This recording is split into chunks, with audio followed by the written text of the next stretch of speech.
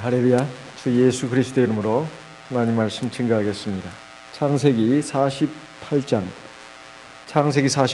1절부터 봉독하겠습니다.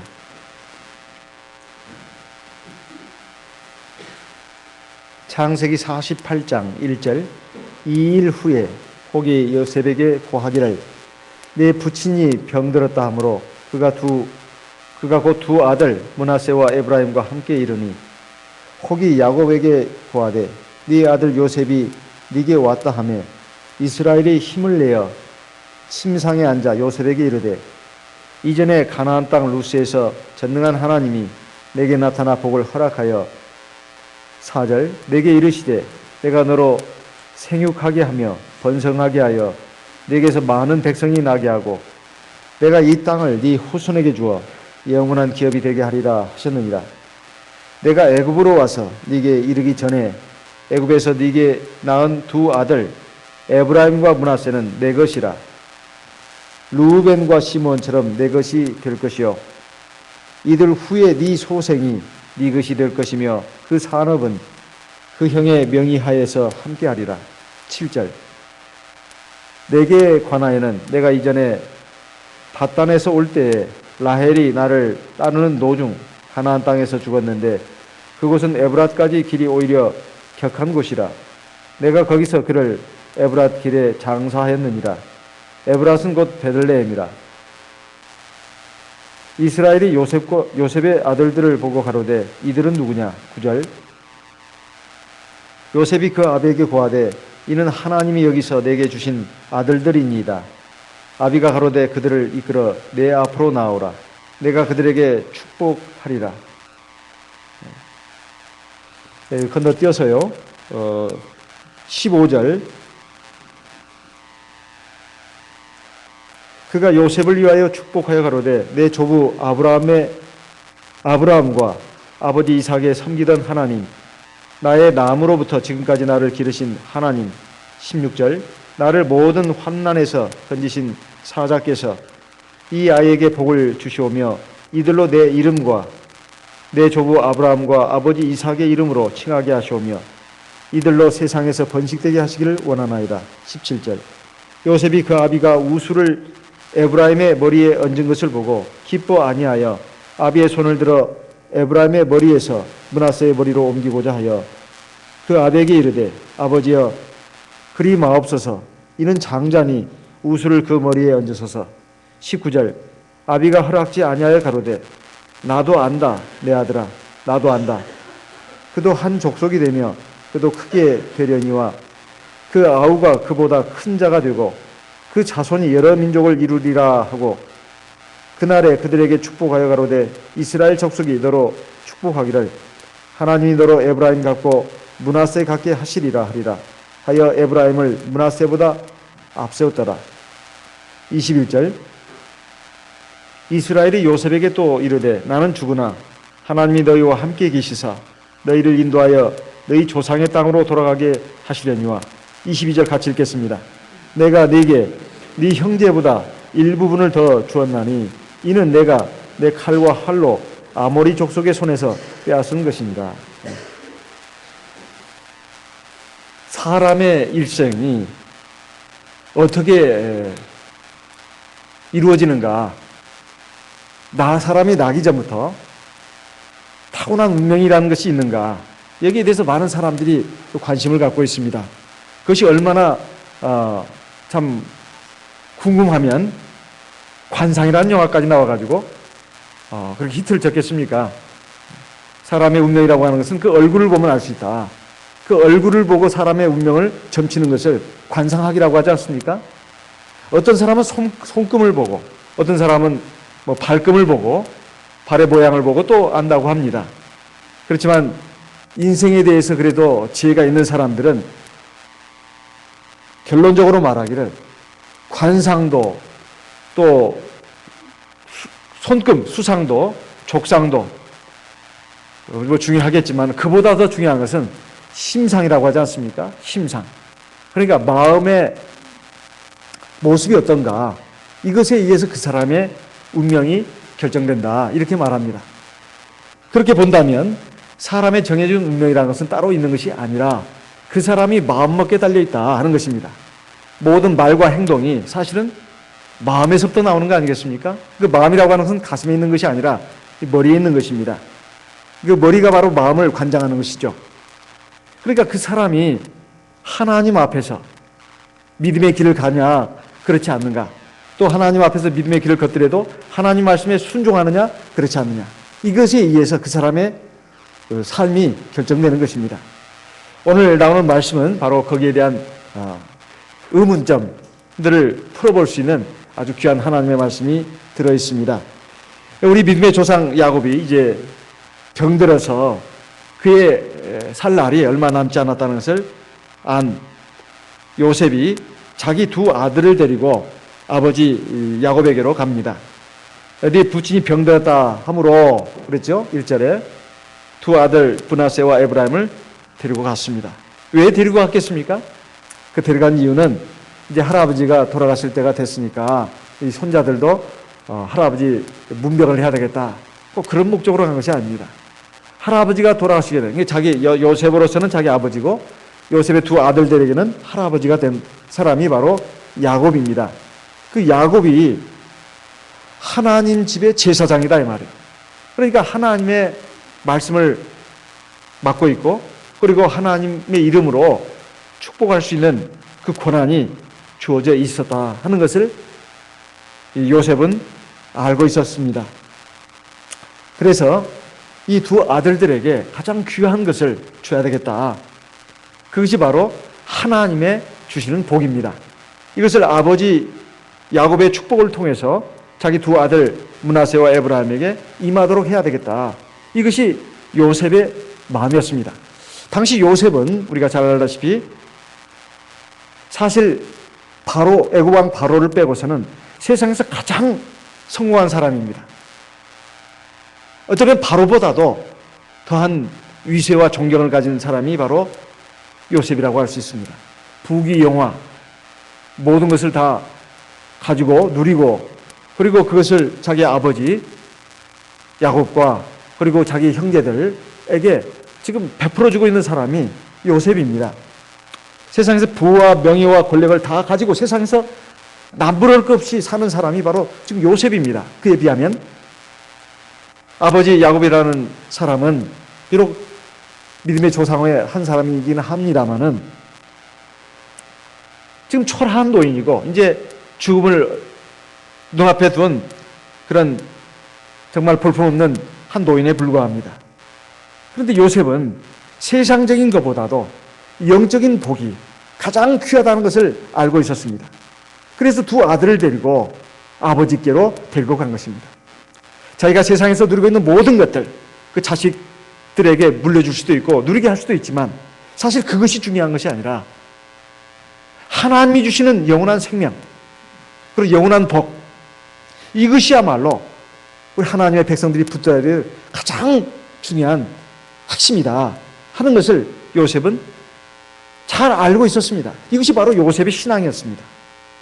그러니까 하나님의 요셉의 그 신앙됨을 보고, 그 사람됨을 보고 그를 하나님 역사의 귀한 도구로 쓰신 것입니다. 요셉은 실로 하나님이 주시는 영적인 복의 그 귀중함을 잘 알고 있었습니다. 그래서 두 아들을 데리고 갔던 겁니다. 요셉이 자기를 찾아왔다는 말들은 아버지 야곱은 이제 힘든 몸을 애써서 일으켰습니다. 그래가지고 심상이 일어가지고 이제 요셉에게 말을 하죠. 이전에 하나님께서 자기에게 나타나셔가지고 복을 주신 것, 물론 꿈으로도 나타나신 적이 있었지만은 사실 베델에서는 이제 꿈으로 나타나시고 또 역시 다시 그 땅으로 돌아왔을 때 그 가정에 여러 가지 우환이 것을 알고 야곱이 다시 하나님의 꿈속에서 나타난 하나님의 말씀을 듣고 그 베델에 올라갔습니다. 이것은 다른 말로 하면 루스라고 합니다. 창세기 35장과 28장에 있는 그 말씀은 우리가 이미 다 살펴봤습니다. 그래서 하나님이 야곱에게 나타나셔가지고 하신 말씀, 전능하신 하나님이 내게 나타나 복을 허락하여 내게 이르시되 꿈속에서 환상 가운데서 나타나서 하신 하나님의 말씀을 갖다가 야곱은 그 깊이 간직하고 있었습니다. 내가 너로 생육하게 하여 번성하게 할 것이며 너에게서 많은 백성이 나게 할 것이고 내가 이 땅을 너와 네 후손들에게 주겠다. 이렇게 말씀하고 있습니다. 그래서 영원한 기업이 되게 하겠다고 약속하신 하나님의 말씀을 야곱은 오랜 세월 동안 붙들어 왔습니다. 그러면서 지금 5절에 보면 요셉에게 복을 주시는 축복하는 내용이 나오는데 네가 애굽에서 낳은 두 아들 에브라임과 므낫세는 내 것이라. 내 것이라. 루벤과 시몬처럼 내 것이 될 것이다. 이게 무슨 말씀일까요? 아니 요셉이 애굽 땅에서 낳은 두 아들 므낫세와 에브라임은 야곱에게는 손자입니다. 손자니까 그것도 내 것이다 이렇게 말할 수 있죠. 그렇지만은 여기서 내 것이라고 한 말은 내 손자들이다 이 말이 아니라 내 아들들이다 이런 말입니다. 어떻게 손자들이 아들들이 될 수 있을까요? 이것은 야곱의 12아들들 그러니까 그들이 이스라엘 12지파를 이루게 되는데 그러니까 하나님 백성들이 되는데 그 가운데 12지파 가운데 2지파를 차지할 것이다 이런 말입니다. 2지파를 차지할 것이다 이런 말이에요. 그러니까 에브라임과 므낫세 비록 야곱에게는 손자들이지만은 아들들로 양자로 삼겠다는 것입니다. 그래서 이스라엘 12지파 가운데 2지파를 차지한다는 거예요. 그러면 요셉이 빠지고 그 대신에 두 아들 므낫세와 에브라임이 들어가면 야곱에게는 13아들이 되는 것입니다. 그렇죠? 13아들이 되죠. 요셉이 11번째 아들이거든요. 베냐민이 12번째 아들입니다. 그러면 13지파가 되는 거 아니냐 이렇게 생각할 수 있습니다. 근데 레위 지파는 제사장 지파로 빠져나옵니다. 나머지가 이제 12지파를 또 이루어서 그 레위 지파를 이제 먹여 살리는 이런 그 형태를 이룹니다. 자, 어쨌든 간에 그래도 하나님의 백성들은 이스라엘 12지파라고 이름은 붙입니다. 결과적으로 보면 13지파가 되는데 요셉 지파는 없습니다. 에브라임 지파와 므낫세 지파가 있죠. 그럼 13지파가 되는데 그럼에도 불구하고 이스라엘을 12지파라고 하는 것은 묘한 어떤 하나님의 섭리가 들어있습니다. 자, 이것은 요셉에게 장자의 명분을 주시겠다는 겁니다. 장자의 명분을 주시겠다는 거예요. 하나님께서 모세를 통해서 주신 율법에 의하면 장자는 다른 아들들보다 2배의 몫을 갖도록 되어 있습니다. 신명기 21장 17절 말씀을 보겠습니다. 신명기 21장 17절 신명기 21장 17절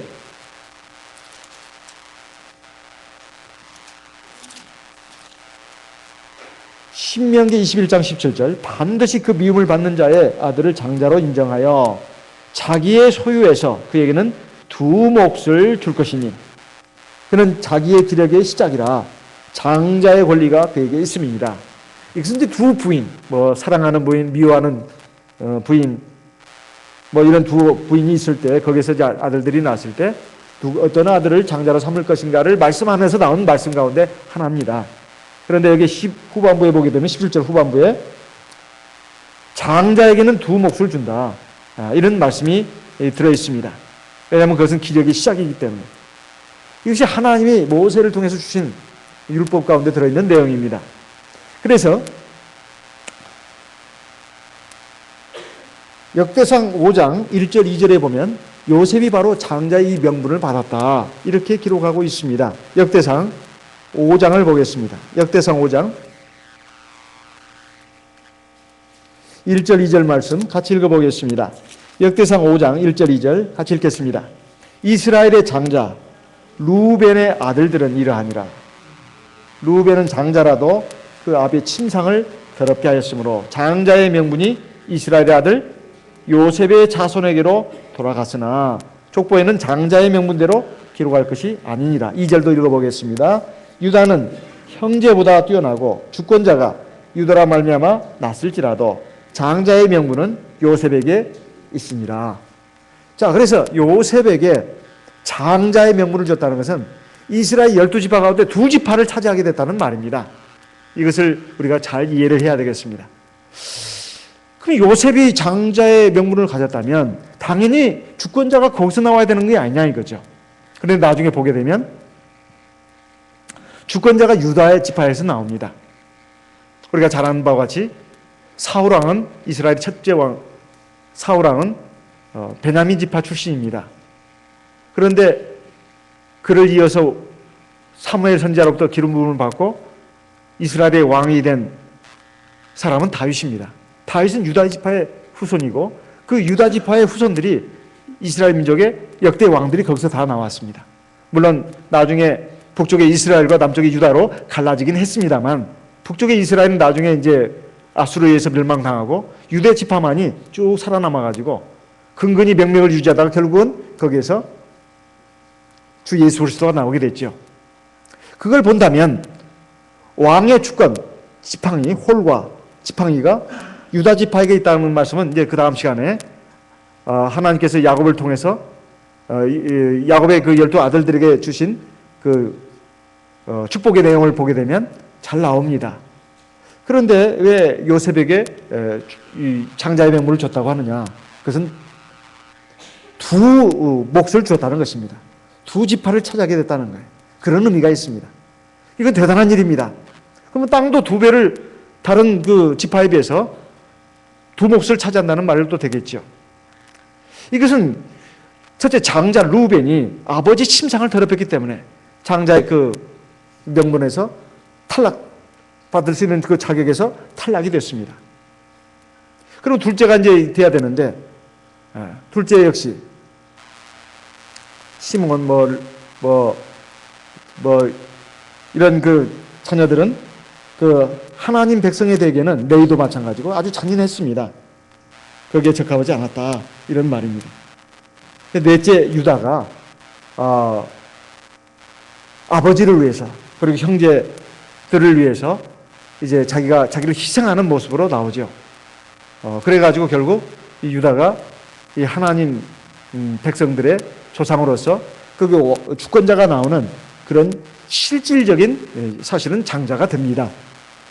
실제로 보게 되면 이스라엘 역사를 보게 되면 에브라임 지파와 므낫세 지파는 나중에 우상 숭배하고 또 하나님께 불순종해가지고 거의 멸절되다시피 합니다.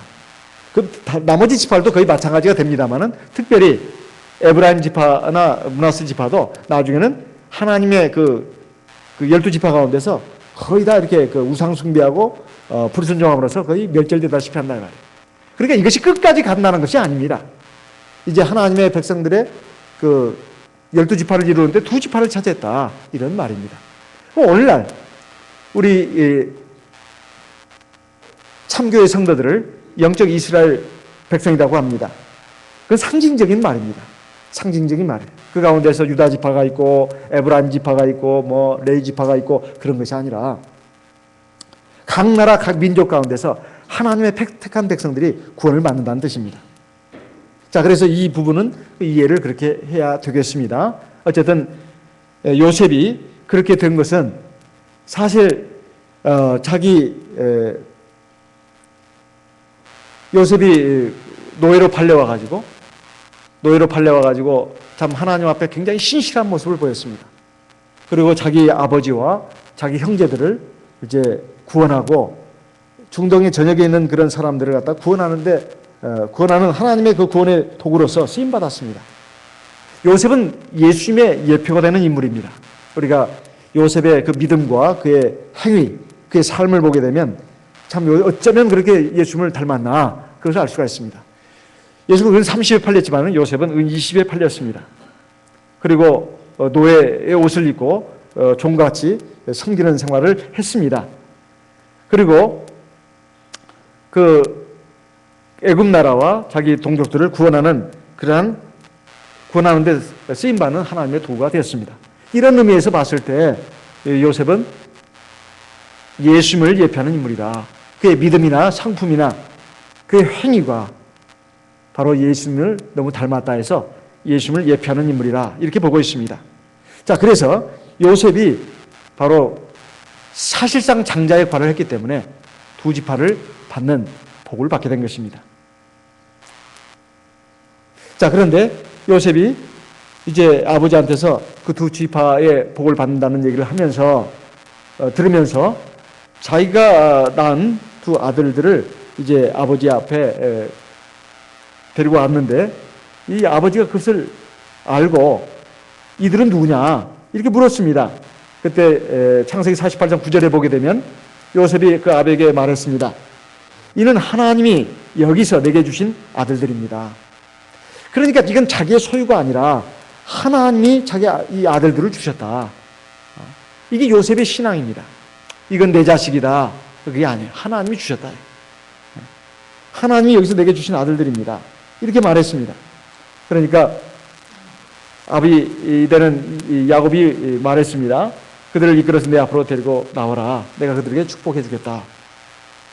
그래가지고 이제 그 아들들을 데리고 나오는데 이제 야곱이 이미 나이가 너무 많아가지고 앞을 볼 수가 없는 시력을 잃은 상태입니다. 백내장이 됐는지 녹내장이 됐는지 어쨌든 노안으로 인해가지고 앞을 볼 수가 없는 상태가 됐어요. 그래가지고 요셉이 두 아들들을 갖다가 자, 큰아들이 므낫세입니다. 둘째 아들이 에브라임입니다. 므낫세를 큰아들이니까 야곱의 그 오른손 쪽에 위치하게 하고 그 다음에 둘째 아들 에브라임을 갖다가 야곱의 그 왼손 쪽에다가 위치하게 했습니다. 그래가지고 아버지 야곱이 눈이 안 보이니까 당연히 두 손을 뻗으면 오른손은 큰아들 므낫세에게 그리고 왼손은 작은아들 에브라임에게 이렇게 향하도록 이렇게 했습니다. 그런데 아버지가 손을 이렇게 어긋나게 하는 겁니다. 오른손을 이렇게 이쪽으로 왼쪽으로 그리고 왼손을 오른쪽으로 이게 어긋맞게 가지고 오른손으로 작은아들 므낫세를 축복하고 왼손으로 큰아들 므낫세를 축복하는 이런 형태를 취하게 했습니다. 그러니까 참 여기에 대해서 이제 축복을 하는데 그 축복을 요셉이 기뻐하지 않았습니다. 기뻐하지 않았어요. 그러면서 18절에 보면 요셉이 그 아버지 야곱에게 말합니다. 아버지여 그리 마옵소서 이는 장자니 우수를 그 머리에 얹으소서. 그러니까 이제 그 오른손을 갖다가 큰아들 므낫세에게 좀 다시 해달라는 것입니다. 그리고 작은아들은 작은아들에게 따운 축복을 주시라는 거예요. 그러니까 아버지 야곱이 하는 말이 19절에 아버지가 그걸 허락하지 않았습니다. 나도 안다 내 아들아. 나도 안다. 이걸 두 번이나 말했습니다. 나도 안다. 하지만 이것은 하나님이 정하신 것이다. 이렇게 말을 했습니다. 그도 한 족속이 되며 그도 크게 되려니와 그 아우가 그보다 큰 자가 되며 그 자손이 여러 민족을 이루려 하고 이렇게 말했습니다. 이것을 보게 된다면 그 이전에 그 야곱 자신도 쌍둥이 아들로 태어났었습니다. 형은 에서였고 자기는 야곱이었죠. 자기가 그 형 에서의 발목을 잡고 나왔습니다.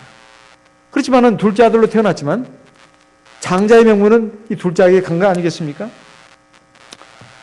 그리고 그것은 비단 야곱만 그런 것이 아니라 유다도 사실은 넷째였지만 거기서 주권자가 나왔고 그리고 나중에 보게 되면 다윗 이세 아들 가운데서 8번째 아들이 바로 다윗입니다. 그 형 다 제치고 둘째, 셋째 다 제치고 8번째인 다윗이 이스라엘의 주권자가 되지 않았습니까? 심지어 요셉 자신은 야곱의 11번째 아들입니다. 11번째 아들인데도 장자의 명분을 받지 않았습니까?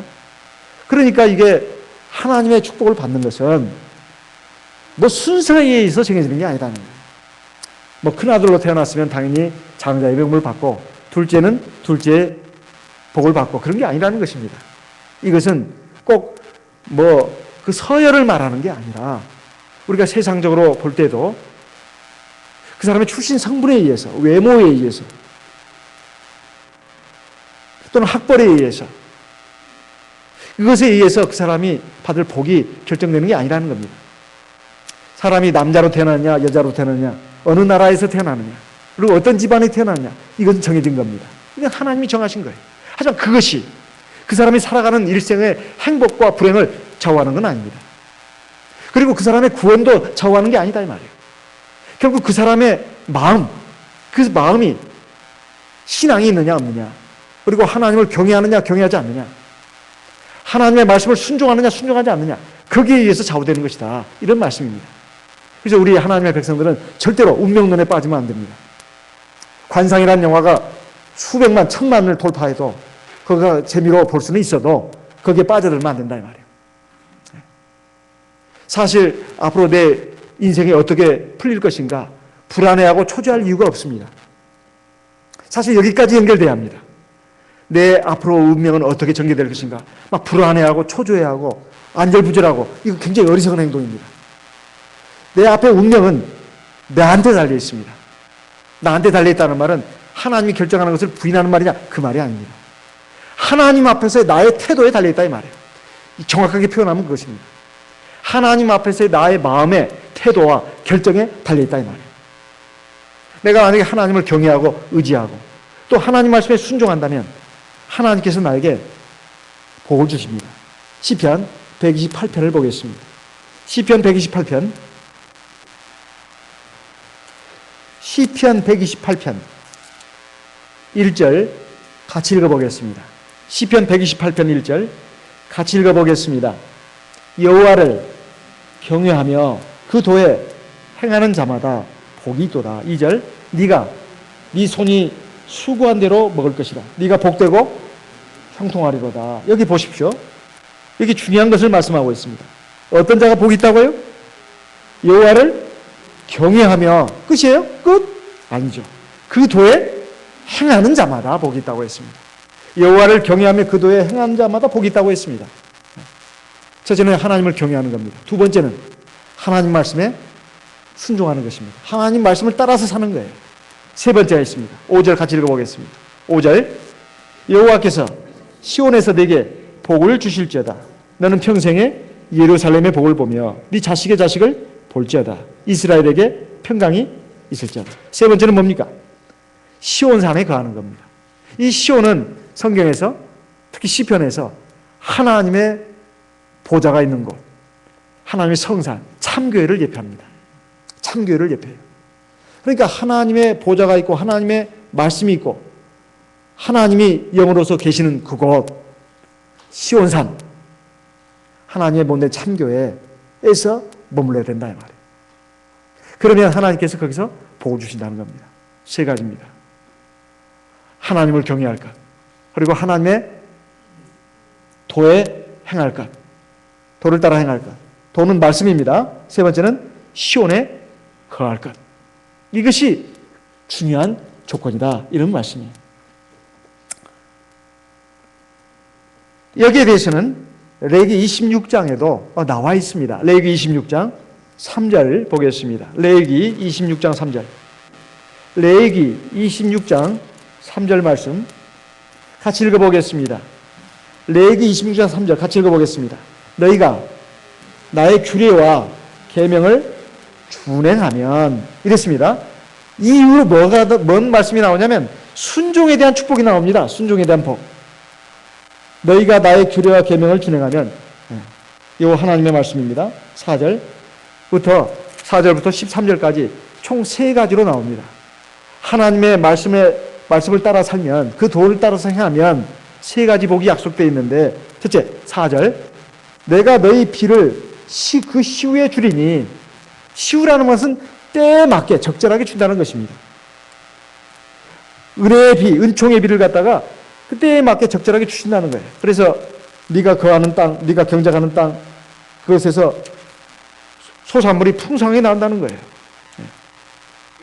그래가지고 5절에 보면 포도 딸 때까지 미치며 너희 포도 따는 것은 파종할 때까지 미치리니, 그러면서 우리의 필요한 물질 같은 것을 충분하게 주시겠다는 것입니다. 그 다음에 6절 두 번째 복이 뭐냐, 내가 그 땅에 평화를 줄 것이다, 이렇게 약속하고 있습니다. 이건 평안을 주시겠다는 겁니다.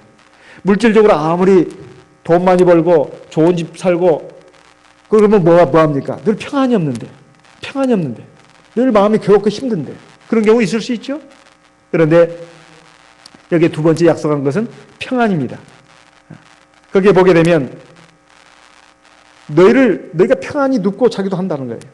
7절에 보면 너희 대적을 쫓아주겠다.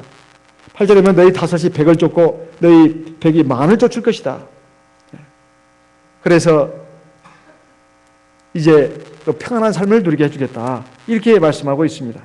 그것을 더 요약해서 10절에 보면 너희는 오래 두었던 묵은 곡식을 먹다가 새 곡식을 인하여 묵은 곡식을 치우게 될 것이다. 이렇게 말씀하고 있습니다. 세 번째는 12절에 나와 있습니다. 나는 너희 중에 행하여 너희 하나님이 되고 너희는 나의 백성이 되리라. 백성이 되리라. 그러니까 하나님의 백성으로서 너희들은 살게 될 것이다. 이런 말입니다. 그래가지고 나는 너희의 하나님이 될 것이다. 이런 그 말씀을 지금 하고 있습니다. 이것이 바로 하나님의 말씀을 따라 도를 따라 순종하는 그 백성들에게 주실 복에 대한 약속입니다.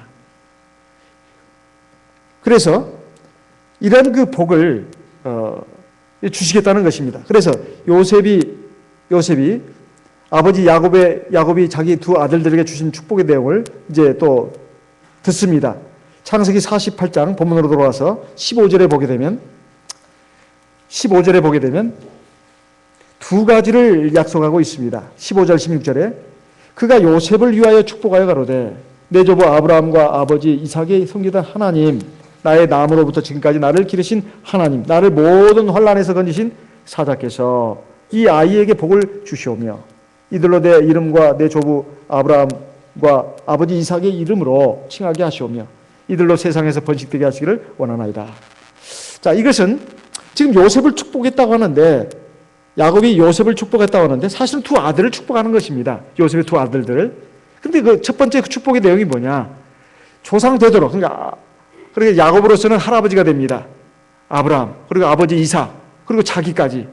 하나님께서 모든 환난에서 자기를 건지시고 붙들어 주시고 또 길러주신 그 하나님의 그 축복이, 하나님의 복이 바로 똑같이 동일하게 이 두 아들 에브라임과 므낫세에게 임하기를 원합니다. 이런 축복입니다.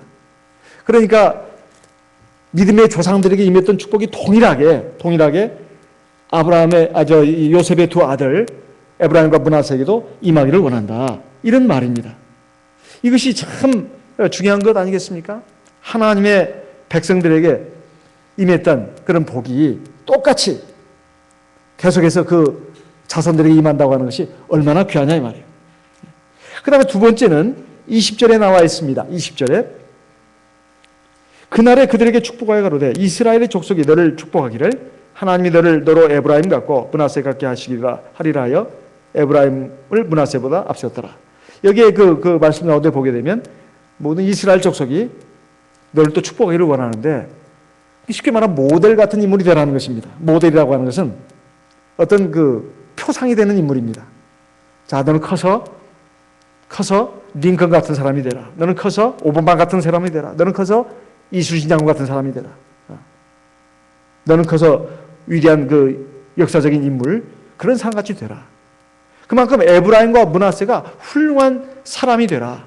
모든 사람들이 본받을 만하고 따를 만한 그런 사람이 되라고 이렇게 축복한 내용입니다. 이게 얼마나 귀한 축복이냐 이 말이에요. 우리가 그 세상에서 유대인들에 대해서 많은 그 주목을 하고 있습니다. 그 유대인들에 대해서는 우리가 잘 아는 바와 같습니다. 그 전 세계적인 인구는 약 한 1,800만 정도 되는데 우리 서울시 인구하고 경기도 인구를 합한 인구보다도 더 적은 인구입니다. 이스라엘에 한 530만, 그리고 미국에 한 550만 정도가 있다고 하고 나머지 이제 흩어져 사는 민족이 유대인들이라고 하는데 1901년부터 2006년까지 유대인 노벨상 수상자가 무려 173명에 이른다고 합니다. 이것은 노벨상 전체 수상자의 23%를 차지하는 숫자라고 하는데 이건 정말 굉장한 일입니다. 사실은 세계에서 머리 좋은 민족 10위 안에도 들어가지 못하는 민족이 유대인이라고 합니다. 그에 비해서 싱가포르라든가 홍콩을 제외한 그런 어느 정도 규모가 있는 나라 민족 가운데서 제일 머리가 좋은 민족은 한국이라고 하지 않습니까? 근데 우리나라는 하나도 지금 노벨상이 안 나오잖아요. 그 이유가 뭔가? 거기에 대해서 어떤 우리나라 저명한 학자가 분석을 해놨는데 유대인들의 신앙교육에 그 해답이 있다는 것입니다. 유대인들의 신앙교육에 해답이 있다는 거예요. 그들은 그 어려서부터 부모로부터 철저한 신앙교육을 받는다고 합니다. 그리고 그 자녀에게 물려주는 가장 중요한 유산으로서 신앙의 유산을 꽂고 있다는 거예요. 하나님의 말씀을 넣어준다는 것입니다. 그래가지고 그 하나님의 말씀을 계속해서 가르치는 거예요. 하나님의 말씀 구약성경 그리고 그 말씀을 해석한 탈무드 이것을 계속해서 가르치고 특히 성경 구절은 암송을 하게 한다고 합니다. 소리내서 읽고 외우고 해서 마음의 판에 새겨지도록 한다는 거예요. 마음판에 새겨지도록 한다는 거예요. 신명기 6장에 보면 하나님의 말씀 네 마음에 새기라 이렇게 돼 있잖아요. 왜 마음에 새기라고 했냐 이 말이죠. 마음에서 모든 것이 나온다 이 말입니다. 마음에서 말도 행동도 그의 삶도 다 마음에서 나오는 것입니다. 그러니까 마음에 뭐가 들어있느냐 이것을 그들은 일찍부터 간파를 했습니다. 하나님의 말씀은 진리다. 그러니까 마음에 새기려면 이건 수십 번, 수백 번, 수천 번을 듣고 외우고 그것을 막 묵상하고 그게 마음판에 새겨지도록 해야 합니다. 좋은 책도 3번 이상을 읽어야 겨우 이해가 되고 마음에 어느 정도 조금 남는다고 하지 않습니까? 그 사람들은 그 정도로 생각하지 않습니다. 하나님의 말씀은 안식일마다 그리고 매일 아침 정규 일과가 시작되기 전에 하나님의 말씀을 읽는 것으로부터 암송하는 것부터 시작한다고 하지 않습니까? 그 말씀을 늘 읽고 듣는 가운데 거기는 생명이 있고 진리가 있고 참 지혜가 있습니다. 인생에 대해서 여러 가지 많은 것들을 깨우치는 말씀이 있습니다. 귀신도 그 사람한테는 진다 해가지고 그 이름이 키신저, 그 외교의 달인 키신저. 귀신도 그 사람한테 진다고 하죠. 키신저. 그 사람이 한 말이 자기가 가진 모든 지혜는 성경에서부터 나왔다. 성경에는 모든 것이 들어있다는 거예요. 자기가 그 외교의 달인이라는 많은 평가를 듣고 있는데 사실은 그것은 다 자기가 어려서부터 성경에서 배운 것이다. 이렇게 말하고 있습니다. 하나님의 말씀은 참 읽으면 읽을수록 계속 꿀 같은 지혜가 나옵니다. 여러분들도 아마 경험하시는 바겠지만 저도 마찬가지 아니겠습니까? 매번 읽을 때마다 매일매일 읽을 때마다 이건 전혀 생각지도 못했던 진리들이 하루에 그 매번 읽을 때마다 계속 그게 나오는 거예요. 그래서 참 놀랍다. 역시 하나님의 말씀이 기록된 성경은 정말 이거 위대한 책이다. 이것을 알 수가 있습니다. 그래서 우리가 이 신앙을 유산으로 남겨준다고 하는 것은 굉장히 중요합니다. 특별히 요셉이 아버지 야곱이 돌아가기 전에 세상을 뜨기 전에 꼭 그 귀한 신앙의 유산을 복으로 남겨줘야 되겠다. 이것이 요셉의 마음이었습니다. 그래가지고 그에게 결국 그 두 아들들에게 그것을 받게 했어요. 근데 왜 한국인들은 그런가? 왜 우리 한국 사람들은 그렇게 10대 강국은 되긴 했지만 왜 노벨상 수상자들이 안 나오는가? 그것을 이제 자기의 시각에서 분석을 했는데 우리 한국의 부모들은 세상적인 성공, 출세 이건 세상의 모든 부모들이 하는 것처럼 똑같이 있다는 거예요. 그것이 아주 굉장히 강하다는 겁니다. 그래서 넌 좋은 학교 가야 돼. 또 좋은 직장 들어가야 돼. 어쨌든 우수, 최고가 돼야 돼. 이걸 막 교육시키기만 하지. 근데 그것은 다분히 그렇게 해서 사람들에게 자기의 그 인생의 어떤 뭡니까? 대리만족. 그리고 그 유대인들과 달리 우리 한국 사람들은 노후를 또 생각한다는 거예요. 그 암묵적으로 생각을 한다는 것입니다. 자녀가 그래도 효도를 하려면 그래도 좀 힘 있는 사람으로 만들어놔야 되지 않겠나. 이런 것을 생각하다 보니까 그냥 공부 그리고 세상에서 성공 돈 출세 이것을 계속해서 주입한다는 거예요. 그래가지고 결국 애들이 그 신앙적으로 바로 서는 것보다는 세상적으로 공부 잘하고 또 뛰어나고 잘 나가고 돈 많이 벌고 이런 것에다가 그냥 계속해서 주입을 시킨다는 것입니다. 그러다 보니까 나중에 어떻게 되느냐? 나중에 결국은 참 훌륭한 인간으로 성장하지 못하고 결국 부모가 부모의 마음에 참 큰 실망을 안겨주는 그런 사람이 된다는 거예요. 설령 성공했다 하더라도, 출세했다 하더라도. 그래서 아들에게 공부를 잘하라고 극성스럽게 강조하던 한 어머니가 있었답니다. 일찍이 남편을 여의고 사별하고 유일하게 남은 그 아들 하나를 위해서 온갖 뒷바라지를 다하면서 사는 것이 이 어머니의 사는 목적이었습니다. 그래서 이 남달리 이 아들의 공부에 신경을 많이 썼습니다. 결국 아들은 다니던 고등학교에서 수석으로 졸업하게 됐어요. 수석으로. 이 수석자라에게는 특별히 그 한 영광이 부여됐는데 그 졸업생 그 대표로서 연설도 하는 특전이 주어졌습니다. 이 어머니가 굉장히 그 소식을 듣고 기뻐했습니다. 그래서 내가 이제 고생한 보람이 있구나. 내 사는 보람이 있어. 굉장히 행복해했습니다. 뛸 듯이 기뻤습니다. 이제 그 영광의 날이 다가왔어요. 이제 상을 받고 연설을 하는 날이 드디어 밝았습니다. 그런데 그날 아침에 이 아들이 말입니다. 그 여자친구 문제로 어떻게 그냥 어머니하고 말을 하다 보니까 다투게 됐어요. 다투게 됐습니다. 그것이 그 다툼이 점점 심해져 갔습니다. 그래가지고 이 어머니는 그만 어떻게 됐냐면 이 아들이 그냥 화가 나가지고 휘두른 야구방망이에 맞아가지고 죽었습니다. 그 머리 좋고 공부 잘하는 그 아들 어떻게 됐는가? 엄마를 죽이고도 양심의 가책을 느끼지 못하고 유능한 변호사를 고용해가지고 자신의 무죄를 주장했습니다. 이것은 실제로 미국에서 일어났던 사건이라고 합니다. 실화라고 합니다. 최근에 우리나라에서도 몇 년 전에 일어나지 않았습니까? 여러분들 그 기억 속에 지금도 남아있는지 모르겠습니다.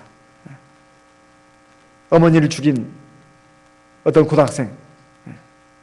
그 어머니가 계속해서 공부 하다가 결국 아들이 그냥 이제 스트레스를 받아가지고 학교에 그 성적을 갖다가 위조를 하고 어머니에게 발각났습니다. 그렇죠? 그래가지고 어머니한테 들릴 것을 또 이제 걱정이 되니까 이제 결국은 어머니를 죽이고 마는 그런 그 비극이 우리나라에서 일어나지 않았습니까? 자식이 설령 성공했다 한들 그 성공은 자식의 것이지 그것이 부모에게 돌아오는 것도 아닙니다.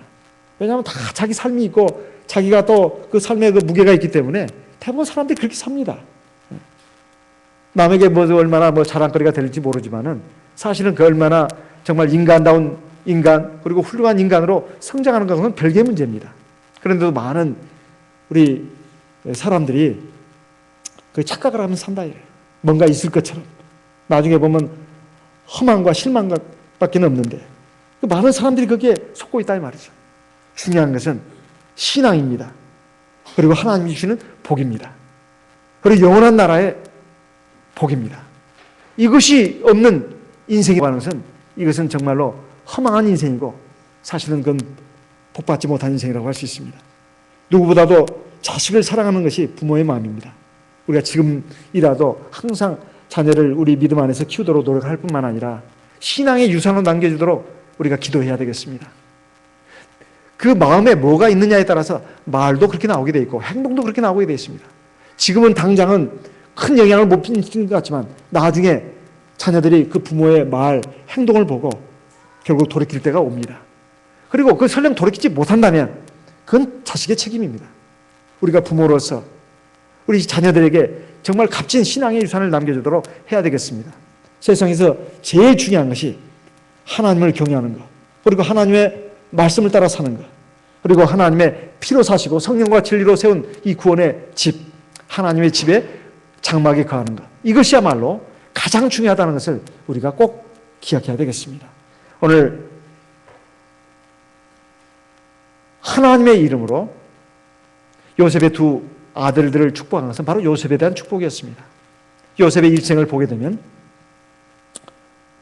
여러 가지 많은 우여곡절이 있었지만 최후에 정말 진정으로 하나님 앞에 복받는 자가 되었습니다. 항상 삶의 순간순간이 우리의 선택의 순간입니다. 선택의 순간이에요. 눈앞에 보이는 것이 전부가 아닙니다. 그것이 결론이 아니다 이 말이에요. 이 과정입니다. 그 완전한 결론, 완전한 승리, 영원한 결론, 영원한 승리를 위해서, 영원한 복을 위해서 우리가 이 믿음의 길을 진지하게 그리고 겸손하게 성실하게 따라서 나아가는 저와 여러분 되시기를 바랍니다. 이 시간 들으신 말씀을 기억하시고 우리 하나님 앞에 기도하겠습니다. 나와 내 가정을 위해서 기도하고 우리 교회를 위해서 또한 기도하겠습니다. 다 같이 합심해서 하나님 앞에 기도하겠습니다.